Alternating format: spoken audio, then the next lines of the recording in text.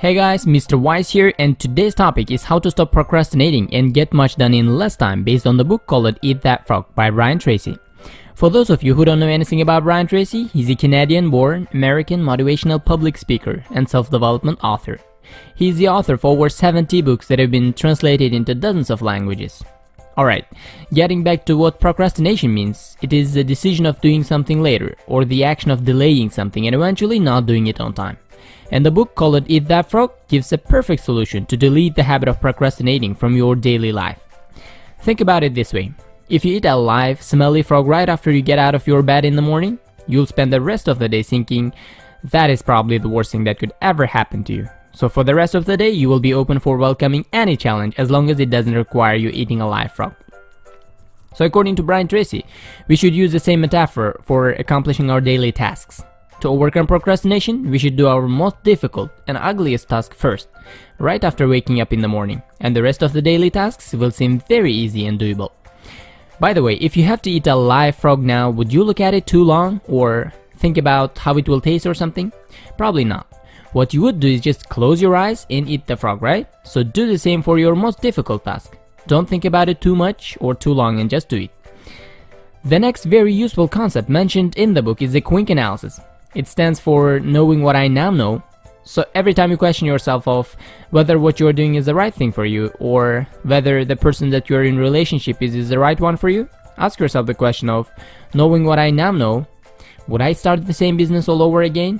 Or would I get into the relationship with the same person again? And if the answer is no, you should definitely stop that business or relationship because it kills your productivity and satisfaction in your life in the long term. So here's an advice. Every time you wake up in the morning and ask yourself, knowing what I now know, would I want to start doing the task I'm about to do now? If the answer is yes, go on and start with the ugliest, biggest and most difficult task of yours. Believe me, you can actually double your productivity in this way, if only you are honestly able to do Quink analysis each and every day. When it comes to being productive, I'm sure all of you might be aware of the 80-20 rule, which is 80% of your results come from 20% of your efforts. Alright, I'll repeat this statement one more time. 80% of your results come from only 20% of your efforts. What it means is, out of 10 things that you do regularly in your daily life, only 2 of them have the highest impact on your life, and only 2 of these habits of yours account for 80% of all your achievements in your life.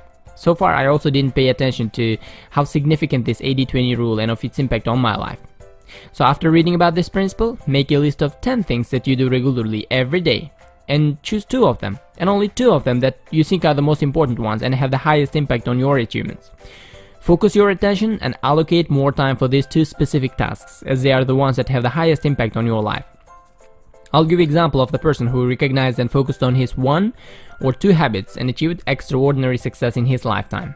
And he's the second richest person of the world, legendary investor and philanthropist Warren Buffett. You might think that he spends most of his time in meetings with billionaires in luxurious places. You're a bit mistaken here. Early on in his life, he realized that reading investment books and newspapers would significantly improve his performance in the future. And he finished all the books related to investment in the public library of his residency by the time he's 12. And even today, he spends 5 to 6 hours a day doing the same thing, reading books, annual reports, and newspapers. And that is exactly what accounts for his success, and that's how knowledge builds up, just like compound interest, according to Warren Buffett. So identify your useful habits and allocate more time for them, and you will be astonished by wonderful results the future hold for you. The last advice to overcome procrastination and boost your productivity is to ask yourself the question of, what is the most valuable use of my time right now? If only you are honestly able to ask yourself this question, you will see the result. Let me give an example. Imagine your boss came up to you and says, look, I've got a dilemma. I won an all-expense paid first-class trip to Paris for 1 week at a social gathering yesterday, and I can't go. It's time dated, and the person has to leave tomorrow, and I want to give it to you because I like you so much. But here's the deal. You have to get all your week's work done by today at 5 p.m. before the company closes.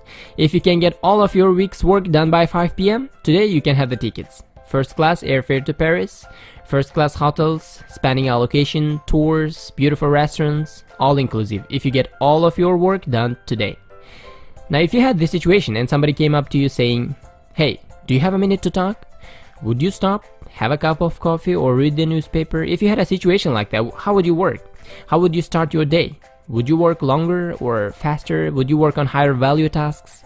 Would you set clear priorities? Would you refuse to talk to other people? Would you even forget your Facebook or email? I bet you would. You'd be so focused and concentrated on getting your most important tasks done.